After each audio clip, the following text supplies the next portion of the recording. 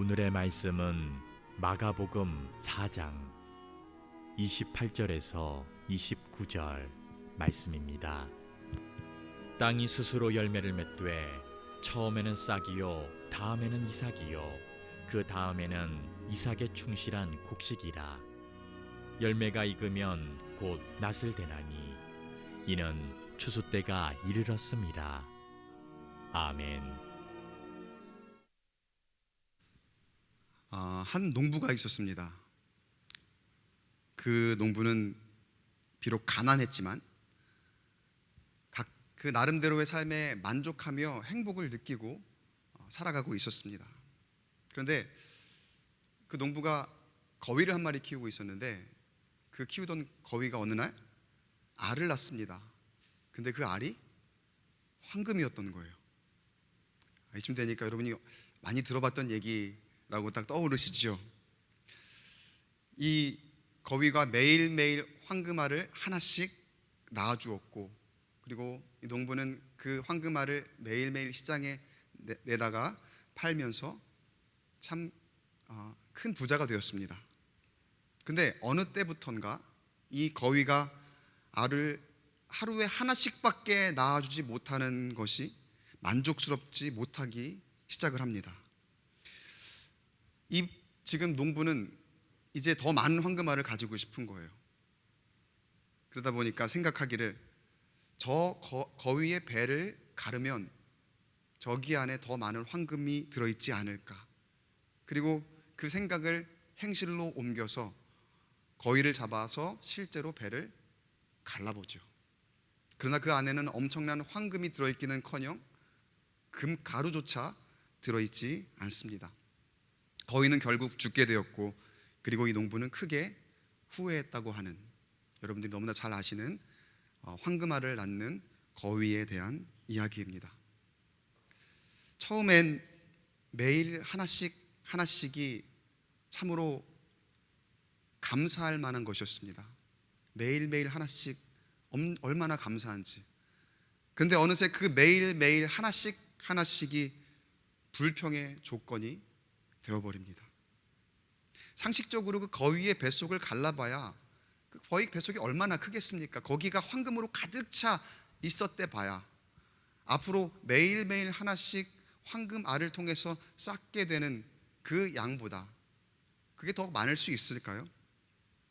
그런데 왜 농부는 이런 어이없는 실수를 저지른 것일까? 왜 그런 걸까요? 그가 조급해졌기 때문입니다. 그가 조급한 마음을 가지기 시작했기 때문에.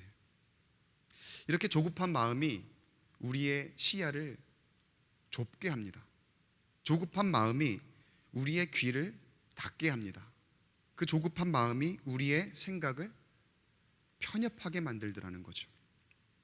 우리가 살아가는 인생 속에 보니까 조급해 할 만한 일들이 참 많이 있습니다. 누구나 크고 작은 문제들을 안고 살아가지요. 그런데 그 문제들이 내 뜻대로 잘 해결이 안 되잖아요. 그런가 하면 내가 잘못한 것도 없는데 왜 나에게 이런 고난이 찾아오는지 이해하기 힘들기도 하고, 그래도 나름 인내한다고 하면서 버티고 있는데 시간이 가면 갈수록 그 인내심은 점점 줄어들고 삶은 더 힘들어져가는 우리네 모습. 나름 열심히 일하면서 살아왔다고 생각했는데 내가 노력한 것에 비해서 내가 얻는 보상이 썩 만족스럽지 못한 것 같습니다. 어떻게 했든지 내가 이 상황에서 변화를 얻고자 변화를 추구하는 그런 모습을 취하죠. 특별히 그런 기대를 가지고 많이들 신앙생활을 하실 겁니다. 교회나 예배하는 모습, 기도하는 모습, 찬양하는 그런 모습, 돌파구를 찾기 위해 하나님께 변화를 간구하며 이렇게 나아오는 우리의 심령들, 그렇게 내가 변하길, 우리의 자녀가 변하길, 내 배우자가 변하길, 우리 이웃이, 우리 교회가 변하기를 바라는 심정으로, 그런 기대로 우리가 신앙생활을 하고 있죠. 그런데도 보면은 생각처럼 그렇게 쉽지가 않아요. 변화가 있더라도 너무 더디거나 때로는 아주 변화가 없는 것 같기도 합니다. 그러다 보니까 자연스럽게 또 우리의 마음 가운데에 그 조급함이 더해지죠. 조급함으로 점점 더 충만해집니다. 아주 그 조급한 마음으로 가득 채워지는 거죠. 그 모습이 다름 아닌 저와 여러분의 모습입니다. 그런 우리의 모습 앞에 예수님께서 이 시간 다가오셔서 말씀하십니다. 그 조급한 마음을 버리라. 사실 말이 쉽죠. 예수님, 조급한 마음을 버리라고 하신다고 우리가 그렇게 쉽게 버릴 수 있을 거면 벌써 버렸지요. 맞습니다. 어렵습니다. 쉬운 건 아닙니다. 그럼 어떻게 그 조급한 마음을 우리가 한번 버릴 수 있을까? 오늘 말씀을 통해 힌트를 얻기를 소망합니다. 오늘 말씀을 통해서 주님께서 가르쳐 주시는 음성 잘 듣고 한 주간 승리하시는 인생 되기를 축복합니다. 예수님께서 제자들에게, 그리고 예수님께 모여든 많은 사람들이 있었거든요. 그 무리에게 밭에 뿌려진 씨의 비유로 말씀을 해주십니다. 예수님께서는 비유로 참 많이 말씀을 해주셨어요. 알아듣기 힘드니까 사람들이 비유를 통해서 쏙쏙 귀에 들어올 수 있도록. 그런데도 참 많이 알아듣지 못하는 그런 사람들이 있었죠. 그게 현실이었어요. 오늘도 알아듣지 못하는 그 무리에게 비유로 말씀을 주시는데, 오늘 우리가 함께 볼 예수님 말씀 중에 가장 먼저 한번 묵상해 볼 것은 마가복음 4장 28절의 상반절입니다. 마가복음 4장 28절이 이렇게 시작을 합니다. 땅이 스스로 열매를 맺되. 땅이 스스로 열매를 맺되. 여러분, 열매는 누가 만들어냅니까? 심고 거두고 그렇게 하는 사람들이 농부들이죠. 그러니까 열매도 마치 농부가 만들어내는 것 같습니다. 농부가 열심히 일만 하면 열매는 만들어진다고 그렇게 생각합니다. 그러나 가만 생각해 보면 아무리 농부가 애를 쓴다고 해도 땅이 좋지 않으면, 그 토양이 좋지 않으면 열매를 맺을 수 없습니다. 더군다나 좋은 열매는 더더욱 맺을 수 없겠죠. 결국 땅이 좋은 열매의 근원이더라는 거예요. 좋은 땅에서 좋은 열매를 맺고 그 땅이 건강해야 좋고 건강한 열매를 맺습니다. 그럼 어떻게 해야 좋은 땅일까? 어떻게 해야 건강한 땅일까? 농부가 씨를 뿌리지만, 농부가 밭을 갈기는 하지만 그 농부가 주체적으로 그 열매를 끝까지 맺을 수는 없습니다.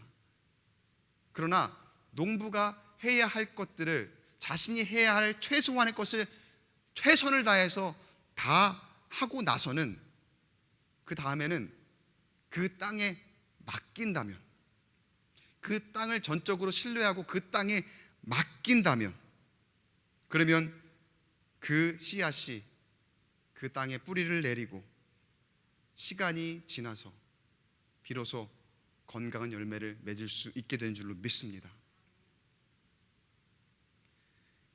땅을 건강하게 만드는 것, 그리고 땅이 좋은 것, 거기에 열매의 퀄리티가 달려 있더라는 거예요. 아무리 농부가 조급하게 마음을 먹는다고 해도 빨리 열매를 맺을 수 있지 않습니다. 땅에 심기워진 것은 거기에 합당한 시간이 필요하더라는 거죠. 그래서 28절 전체를 보면은 예수님께서 이렇게 구체적으로 말씀을 가르쳐 주시죠. 4장 28절 말씀, 우리 다시 한번 한 목소리로 화면을 보시고 읽어보겠습니다. 시작. 땅이 스스로 열매를 맺되 처음에는 싹이요 다음에는 이삭이요 그 다음에는 이삭에 충실한 곡식이라. 제가 노란 글씨로 이렇게 표시를 해놨어요. 처음에는 싹이요 다음에는 이삭이요 그 다음에는 이삭에 충실한 곡식이라. 땅이 열매를 맺을 때에 굉장히 중요한 것이 바로 이 절차더라는 거예요. 처음, 그리고 다음, 그리고 그 다음, 계속해서 이런 순서와 절차가 있습니다. 이 순서를 제대로 지키지 않으면 땅은 열매를 내지 않는다는 거예요. 그런데 이 땅이 열매 맺는 이 절차, 이 순서, 이 규칙을 무시하고 만약에 농부가 조급한 마음을 먹으면 제대로 열매를 낼 수 있을까요? 그러니까 예수님의 말씀의 요지는 무엇이냐? 좋은 열매를 맺는 땅이 되기 위해서는 이 시간이 필요한 절차를 잘 알아야 된다는 거죠. 좋은 열매를 맺는 땅이 되기 위해서는 시간이 필요하니까 그만큼 농부가 인내할 필요가 있다는 거예요. 농부가 조급한 마음을 버리지 않으면 좋은 열매를 맺을 수 없다는 거예요. 예수님께서 비유로 천국은 마치 이런 것이다 이렇게 말씀을 해주시는데, 이게 지금 C를 통해서 천국이 이런 것이다 말씀을 해주고 계시는 거예요. 그런데 사실 예수님 당시 대다수의 사람이 천국을 어떻게 생각을 했느냐, 어떻게 상상을 했느냐? 천국은 어느 순간 갑작스럽게 오는 것이고 어느 순간에 한 번에 딱 이루어지는 것이다, 그렇게 생각을 하고 있었더랬거든요. 그러다 보니까 그들에게 예수님께서 천국은 마치 이런 것이다 말씀해 주시면서 이 비유를 통해서 하나님의 구원의 역사는 어느 한 방에 해결되는 것이 아닌 인내하고 기다렸을 때에 하나님의 계획 안에, 하나님의 절차 안에 이루어야 할 것들이 있다, 이렇게 말씀해 주고 계시더라는 거예요. 그렇기 위해서 우리에게 말씀하시며 너희가 절대로 버려야 하는 마음인데 그것이 무엇이냐 말씀하시기를 바로 조급해하는 마음. 여러분, 조급해하는 마음을 버려야 할 줄로 믿습니다. 그런데 우리는 일상에서 무심코 조급해하는 마음을 늘 가지고 살아요. 항상 조급해합니다. 그래서 내 뜻대로 해야 직성이 풀리고 내 계획대로 내 마음대로 되지 않으면 조급함이 분노가 되죠. 짜증이 되죠. 그리고 남을 미워하는 그런 모습까지, 그런 죄 짓는 모습으로까지 변질되어 가고 있더라는 거예요. 그러다 보니까 우리 신앙생활에서도 보세요. 우리의 관념, 우리의 생각, 우리의 자아, 우리가 정해놓은 규칙대로 살려는 그런 우리의 습성을 따라가다 보니까 어느샌가 천국도 마치 예수님 당시 시대에 살아가던 그 사람들이 생각했던 것처럼 천국도 어느 순간 한 방에 이루어질 수 있는 것이라 생각하거나, 아니면 내가 만든 틀, 내가 생각해 놓은 그 틀 안에서 이루어질 것이라 그렇게 생각하고 있다는 거예요. 그래야지만 진정한 천국일 것 같고, 내가 상상하는 것, 와, 그 천국 뭔가 화려함이 있고 그 천국 무언가 자유함이 있고 내가 생각하고 내가 상상하는 그 틀 안에 있는 그 천국이라야만 나에게 만족이 있을 것 같다고 그렇게 생각한다는 거죠. 그러나 여러분, 그건 하나님의 규칙과 완전히 반대되는 거예요. 하나님의 생각과 하나님의 규칙과 하나님의 질서와는 완전히 다른 거라는 거예요. 주님께서 말씀하시는 것은 무엇입니까? 모든 일에 순서가 있다. 모든 일에, 세상 만사에 다 때가 있다. 질서가 있다. 처음 것이 지나가야 그 다음 것이 순서대로, 그리고 그 다음 것이, 그래야 열매를 맺는다, 주님께서 말씀하시잖아요. 여러분, 이게 이 대자연 안에서 역사하시는 하나님의 계획인 줄로 믿습니다. 중요한 사실은요, 우리가 그것을 그냥 바라보는 것으로 끝나는 것이 아니라 그 대자연 속에서 역사하시는 하나님의 계획 안에 사실은 우리도 다 속해 있는 거거든요. 우리도 그 대자연 안에 속해 있잖아요. 우리도 거기에서 벗어나 있지 않습니다. 그러면 그 하나님의 계획 안에 우리도 머물러 있어야 하는데, 때때로 우리의 모습은 내 멋대로죠. 내 생각대로죠. 그렇게 하나님의 계획에서 이탈하려고 하고 너무나 쉽게 범죄하는 우리의 모습을 드러내고 있습니다. 사실 지금도 하나님께서는 대자연을 통해서 매일매일 우리에게 말씀해 주고 계시잖아요. 자연의 질서가 있고 순서가 있는데 우리 인간의 욕심으로 지금 망가뜨려 놓은 것이 얼마나 많이 있습니까? 어쩌면 이 코로나19도, 이 감염병, 이 무시무시한 바이러스도 인간의 욕심으로부터 만들어진 거라고 할 수 있지 않을까요?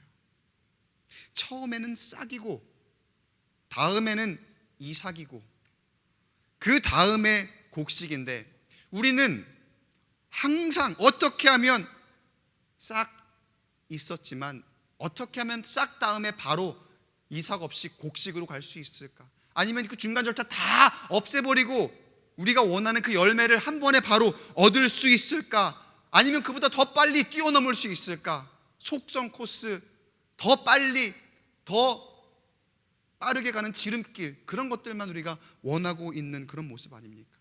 우리의 욕심대로 조급해하고 하나님의 계획 안에 머물기보다는 내 뜻대로 살고자 하는 우리의 어리석은 모습. 근데 방금 말씀에서 맨 마지막에 이삭 다음에 그 다음에는 곡식이라고 했는데 그 곡식도 어떤 곡식인 줄 아세요? 아까 설명을 했죠. 말씀을 주의 깊게 보신 분들은 아마 보셨을 거예요. 이삭의 충실한 곡식이라고 합니다. 그 다음에는 이삭의 충실한 곡식이에요. 주님 말씀하실 때에는 주님께서 인정하시는 그 계획 안에서는 이 전 단계를 절대로 무시하고 계시지 않는다는 거예요. 그 단계에 충실해야 그 다음 단계의 것이 있다는 것. 여러분, 그 순서대로 가야 잘 있게 됩니다. 그 안에서는요, 조급하게 되려고 하는 것이 없어요. 하나님의 계획 안에서는 내가 조급하다고 순서, 질서 뛰어넘을 거 뛰어넘고 다 무시하고 그렇게 간다고 해서 내가 열매를 빨리 맺을 수 없다는 거예요. 그런데 우리는 매사에 모든 일에 조급하지 않았습니까? 여전히 한 방에 해결하려고픈 그런 마음 가운데 있지 않았습니까? 참을성 없고 아주 작은 고난에도 견디기 힘들어하며 이 고난이 그냥 빨리 지나가기만을 원하고, 그리고 너무 조급한 나머지 성공으로 가는, 그리고 이 문제 해결을 위한 빠른 지름길만을 찾는 우리의 모습. 그래서 문제가 있으면은 문제는 무조건 빨리 해결하고 봐야 돼요. 내 고통과 고난, 아픔이 있으면은 그건 무조건 다 사라지고 봐야 되는 거. 그렇게 우리는 살아가고 있지 않습니까? 어쩜 우리는 이렇게 생각해요. 하늘 가는 길에도 지름길이 있지 않을까? 저 천국 가는 데에도 속성 코스가 있지 않을까? 빨리 돌아가신다 그런 얘기가 아니고요. 우리가 어떤 그런 일련의 과정이나 다른 것 없이 그냥 한 방에 하나님 만나고 한 방에 나는 천국 백성이 되는 그러한 속성의 코스, 그런 것들을 우리가 추구하는 신앙이지 않습니까? 때때로. 근데 실제로 이렇게 생각하는 경우가 있습니다. 오직 믿음으로 구원받는다. 여러분 믿으십니까? 맞는 얘기입니다. 솔라 피데, 마틴 루터가 종교개혁에 이 믿음으로만, 오직 믿음으로 구원을 얻는다 이렇게 선포했고, 그리고 우리가 그 믿음으로 지금의 구원론을, 우리가 구원관을 우리가 확립해 왔죠. 그 믿음으로 우리가 구원받는 거 맞습니다. 그런데 그 말을 잘못 들으면 마치 구원이 한 방에 해결된다는 것처럼 그렇게 여겨질 수가 있어요. 어느 한순간 주님을 영접하는 그 한 포인트만 있으면 그냥 그 확신만을 가지고 나는 구원받았어요. 그러니까 그 구원받은 그 한순간이 그냥 중요할 뿐이에요. 그 나머지의 삶은 그냥 내 마음대로 살아도 돼요. 여러분, 이게 맞는 걸까요? 이게 전형적인 구원파의 논리죠. 그 한순간만을 중요하게 생각하는 거. 구원받은 그 순간, 하나님의 음성을 듣고 하나님이 나를 만나 주셨던 그 순간, 그게 중요하다는 것, 그 말이 다 틀린 건 아닙니다. 그것도 중요합니다. 그런데 여러분, 우리의 삶을 한번 돌아보세요. 그리고 앞으로의 삶의 여정을 한번 우리가 생각해 보세요. 기대해 보세요. 구원의 확신이 있고 없고를 떠나서 여전히 우리 인생에는 마귀의 유혹이 많이 있는데 우리가 그런 것들을 너무나 쉽게 생각해요.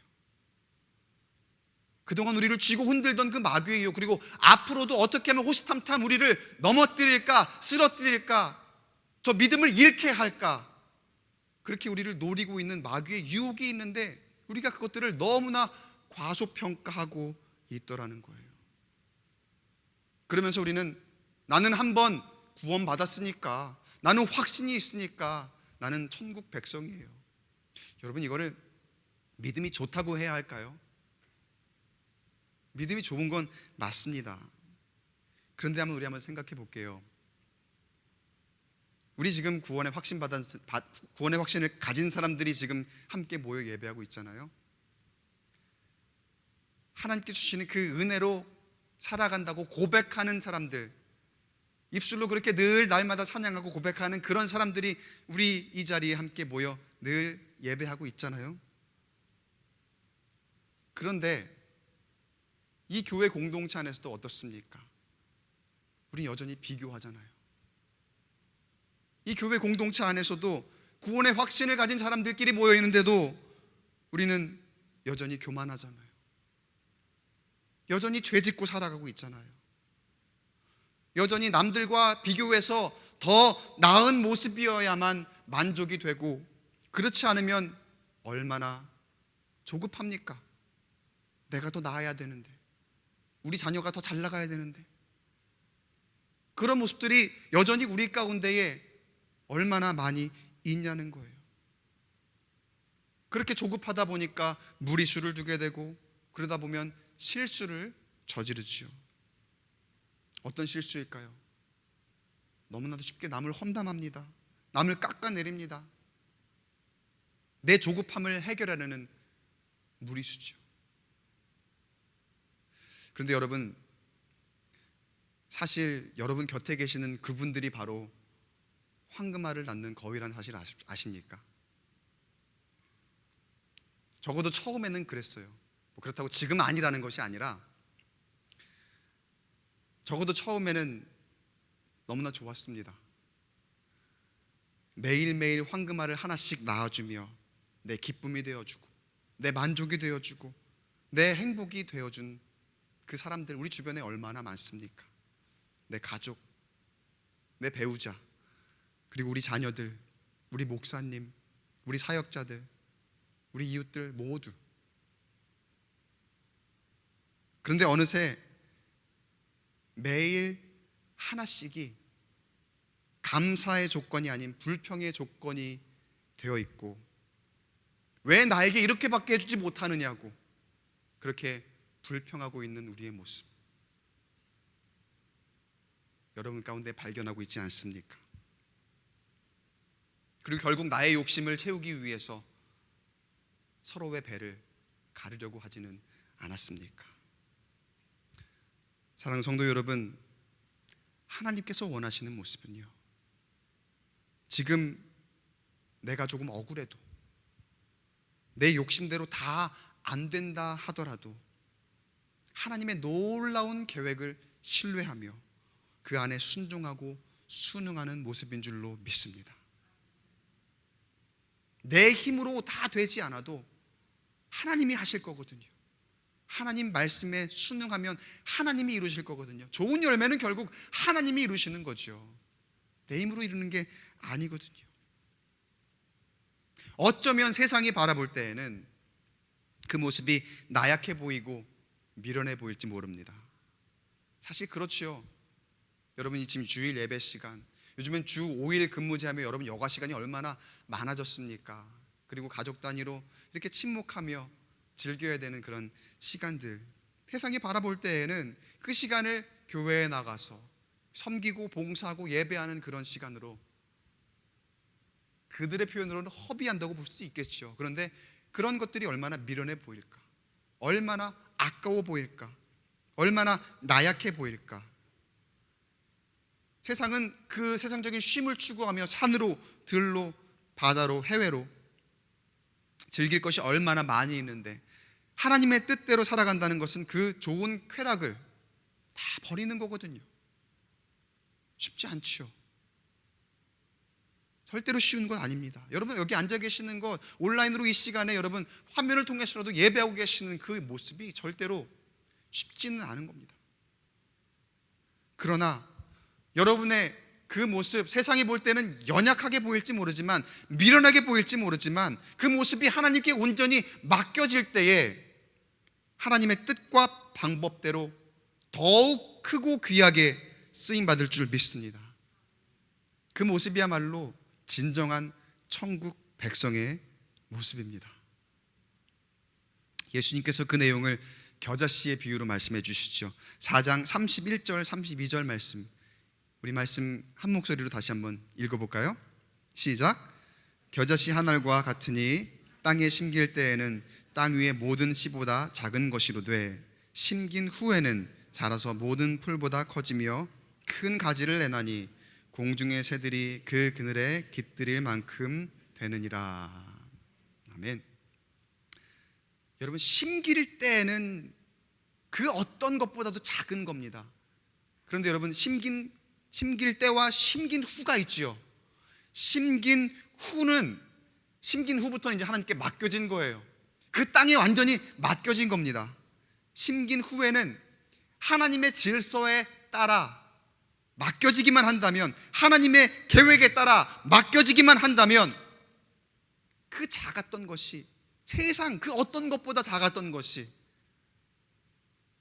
가장 큰 모습으로, 가장 귀한 모습으로, 가장 고귀한 가치로 쓰임받게 될 줄 믿습니다. 제가 요즘에 달리기 운동을 굉장히 열심히 합니다.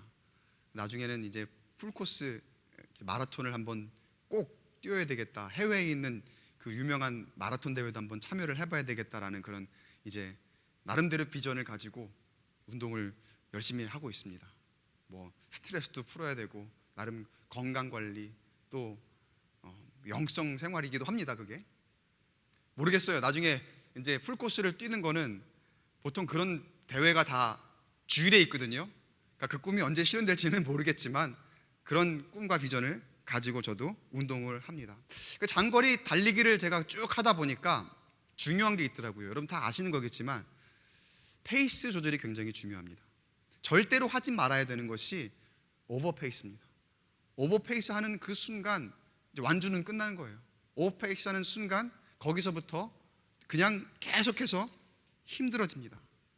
내 페이스가 느리더라도 그 페이스를 찾고 꾸준히 그대로 가는 것, 그게 완주하기 위한 비결이지요.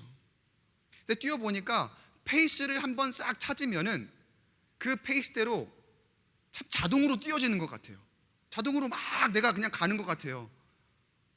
이게 나중에 기록을 보면은 야, 내가 이 속도로 뛰었단 말이야 라는 그런 생각이 들 정도로 그게 그렇게 가지게 되더라고요.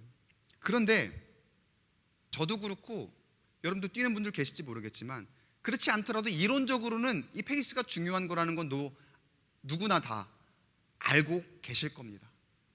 그런데 알고 있으면서도 한순간 조급해지면 그 페이스를 잃어버리더라고요. 특히 대회에 선수들이 나가서 어떨 때는 좋은 성적을 내기도 하고 어떤 때는 좋지 못한 성적을 내기도 하는 이유가 바로 컨디션도 있겠지만 이 페이스 조절을 잘 못해서 그렇대요. 어떤 한 선수가 잘 가고 있다가 막 사람들이 나를 추월해 지나가잖아요. 그럼 그때부터 어떤 생각이 드느냐? 조급한 마음이 드는 거예요. 지금 내 페이스는 이건데 어느 누가 나를 추월해 가면 내가 조금 더 힘을 내야 되나? 내가 조금 더 빨리 갈 수 있지 않을까라고 하면서 조금 속도를 내다 보면 거기서부터 오버페이스가 되고, 그리고 내가 평소에 가진 페이스를 망치면 그냥 시합 전체를, 그리고 그날의 훈련 전체를 다 망쳐버리는 그러한 결과가 되어버린다는 거죠. 내 페이스에 맡겨야 되는데 조금 욕심이 생기니까 조금 조급해지고, 그 조금 조급해진 게 완전히 그날을, 그 경주를 망쳐버리는 그런 결과가 되더라는 거예요. 여러분, 느리다 하더라도 중요한 것은 무엇이냐? 계속 내가 가고자 하는 그 페이스에 온전히 맡기는 것. 하나님은 우리더러 절대로 빨리 가라고 말씀하시지 않으셨습니다. 지금 나에게 주어진 그 페이스에 맞게, 나의 주어진 그 여건에 맞게 맡겨라. 그러면 하나님이 인도하실 것이다. 완주까지 인도하실 것이다. 이렇게 하나님께서 역사하시는 줄로 믿습니다. 여기 한 가지 더 중요한 게 있어요. 우리가 아까 처음에 땅이 스스로 열매를 맺는다 이렇게 얘기를 하니까 그러면 땅이 스스로 열매를 맺는 거니까 나는 능력도 없고 나는 뭐 힘도 없고 할 수 있는 것도 없고 그러니까 나는 그냥 아무것도 할 수 있는 게 없구나, 그렇게 낙담하며 포기하라는 말로 들리기도 합니다. 그런데 절대로 여러분 그렇지 않아요. 저 중요한 사실은 그 하나님의 계획에 맡겼을 때에 계속해서 느리더라도 뛰어가는 것, 하나님의 계획 안에서 계속해서 다름질해 가는 것. 사도 바울이 빌립보서서 이렇게 고백을 했죠. 3장 13절 14절에 형제들아, 나는 표대를 향하여 그리스도 예수 안에서 하나님이 위에서 부르신 부름의 상을 위하여 달려가노라. 표대를 향하여 사도 바울은 계속해서 달려갑니다. 믿음의 경주 안에 있기 때문에 여러분, 달리기 경주에서는 계속해서 뛰어야지 걸으면 안 되는 거거든요. 사도 바울은 그 믿음의 경주 안에서 표대를 향하여 계속해서 달려간다고 이야기를 합니다. 제가 관심을 가지고 있는 그 러닝 크루라고, 요즘에는 이렇게 모여서 많이들 달리기를 해요. 그걸 러닝 크루 모임이라고 이야기를 하거든요. 근데 제가 거긴 들어가지는 못합니다. 정기적으로 만날 수가 없기 때문에. 그런데 그 러닝 크루에서 표방하는 이 캐치프레이즈 하나, 이제 그 뭐랄까요, 표어가 있어요. 그 표어가 뭐라고 써 있냐면요, 느릴지언정 걷지 않는다. 달리기 그룹이니까 뛰어야 된다는 거죠. 다만 느린 거는 괜찮다. 그러나 절대 걷지는 말자. 제가 이게 참 저에게 굉장히 감명 깊게 다가왔어요. 제가 달리기를 해서 그런지는 모르겠지만, 야, 그래, 맞아. 뛰는 사람이니까 느리더라도 괜찮아. 그러나 걷지는 말아야지. 뛰는 사람은 뛰어야지. 여러분, 우리가 사도 바울처럼 표대를 향하여 달려가는 믿음의 경주 안에 있는 사람들입니다. 그렇다면 여러분, 우리가 같이 끝까지 뛰어야 할 줄로 믿습니다. 단 꼭 빨리 뛰어야 되는 건 아니라는 거예요. 느리더라도 꾸준히 하나님의 계획 안에서 뛰어가는 것, 내 페이스를 유지하면서 끝까지 완주하는 것. 하나님의 여러분 구원의 룰 안에서는요, 하나님의 구원의 규칙 안에서는 절대로 포기란 없습니다. 낙담이란 없습니다. 그런데 오히려 내 힘으로 앞서 나가려다가 그러다가 지쳐서 포기할 수 있거든요. 그러다가 나가 떨어질 수 있거든요. 그러니까 하나님께서 명령하시는 건 무엇이냐? 너 힘으로 먼저 나가지 말고 네 욕심대로 조급하게 치고 나가다가 그렇게 떨어지지 말고 내가 할 수 있는 것, 하나님이 나에게 주신 그것, 느리더라도 천천히 가더라도 꾸준히 인내하면서 하나님의 계획 안에 맡기고 끝까지 가라고 하시는 하나님의 명령인 줄로 믿습니다. 그게 바로 하나님께 맡기는 사람들의 기본적인 자세라는 거예요. 말씀을 정리하겠습니다. 여러분, 조급한 마음을 가지고 계십니까? 그렇다면 버리십시오. 사실 이렇게 얘기해도 어렵습니다. 맞습니다. 조급한 마음을 그냥 버리라고요? 그게 말처럼 쉽게 됩니까? 어렵습니다. 그럼에도 주님께서는 그 조급한 마음을 버리라 말씀하십니다. 버릴 때에 비로소 하나님의 규칙에 따라 하나님의 때에 하나님의 방법으로 이룰 것이다. 그저 그렇게 이루지 않으시고 큰 열매를 맺도록 이루실 것이다. 이렇게 말씀하고 계십니다. 하나님의 뜻을 기다리고 하나님의 방법을 신뢰한다면 우리가 지금은 아무것도 알지 못하는 미련하고 약한 모습, 그리고 세상이 우리를 바라볼 때에는 한없이 부족한 그런 모습 같아 보일지라도 하나님께서 우리를 결국 크게 쓰실 것입니다. 황금알을 낳는 거위에서, 그 이야기에서 농부를 한번 생각해 볼게요. 그의 이전의 일상이 어땠습니까? 뭐 가난하긴 했다고 하지만 나름대로 그 삶에 만족하며 행복했었다고 했습니다. 황금알 없이도 잘 살아가고 있었습니다. 그런데 그 거위가 어느 날 황금알을 낳기 시작하면서부터 그가 욕심을 가지기 시작합니다. 어렸을 때든 여러분 성인이 되어서건 여러분 이 책을 다들 접하셨죠. 이 책을 읽으면은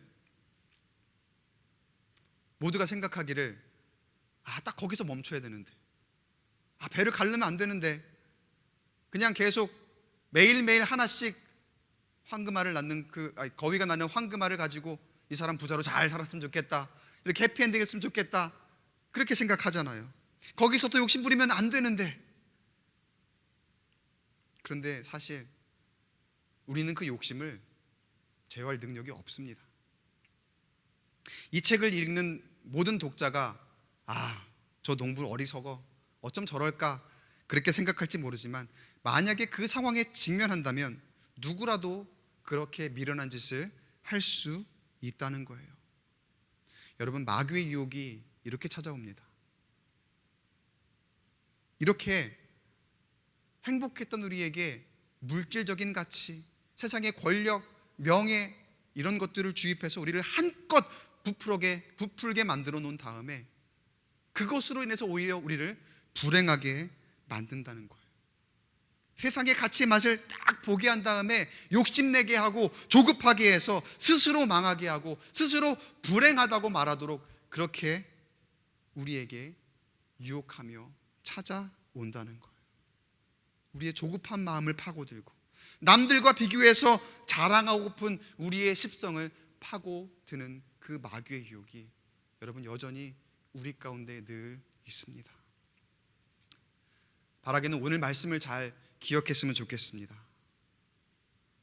우리의 조급함을 버리기 위해서 내 뜻, 내 생각 잠시 내려놓고 다시 한번 나를 돌아보며 하나님께,